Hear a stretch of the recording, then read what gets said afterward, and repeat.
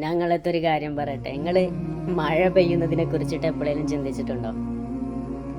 ആകാശത്ത് അള്ളാഹു സംവിധാനം ചെയ്ത കനകുംഭമുള്ള മേഘപാളികളിലുള്ള വെള്ളം മുഴുവനും ഒറ്റയടിക്ക് അങ്ങോട്ട് വീണ് കഴിഞ്ഞാലേ എൻ്റെ പൊന്നു മക്കളെ പിന്നെ ഇവിടെ ജീവിക്കാൻ കഴിയൂല. അള്ളാഹുവിൻ്റെ ഒരു അനുഗ്രഹം നോക്കാം നിങ്ങൾ. ആ മഴവെള്ളം ഇങ്ങനെ തുള്ളി തുള്ളിയായിട്ടാ വീഴുക. കവി പാടിയതുപോലെ, ഒരു മഴ പെയ്താൽ എണ്ണമറ്റ തുള്ളികൾ, അതിലെല്ലാം നിറഞ്ഞത് നൂറേ മുഹമ്മദ് സല്ലല്ലാഹു അലൈഹി വസല്ലം. ഈ ഉമ്മമാരുടെ ഉപ്പമാരുടെയൊക്കെ കൂടെ നമ്മളെ ചെറുപ്പത്തിൽ ഭക്ഷണം കഴിക്കാനിരുന്നാല് ഇറച്ചിയൊക്കെ ഇങ്ങനെ പിച്ചിട്ടേരൂലേ?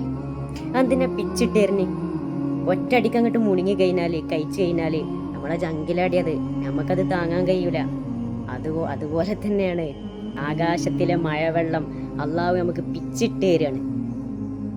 ഒന്നായിട്ട് അങ്ങോട്ട് പെയ്ത് കഴിഞ്ഞാല് പിന്നെ നമുക്ക് ജീവിക്കാൻ കഴിയൂല. അതുകൊണ്ട് നിങ്ങൾ ചിന്തിക്കണം, ആകാശത്ത് നിന്ന് പെയ്തിറങ്ങി വരുന്ന ഓരോ മഴത്തുള്ളിയിലേക്കും നിങ്ങൾ നോക്കുകയും ചെയ്യണം. അതിലൊക്കെ നിങ്ങൾക്ക് അള്ളാനെ കാണാൻ കഴിയും.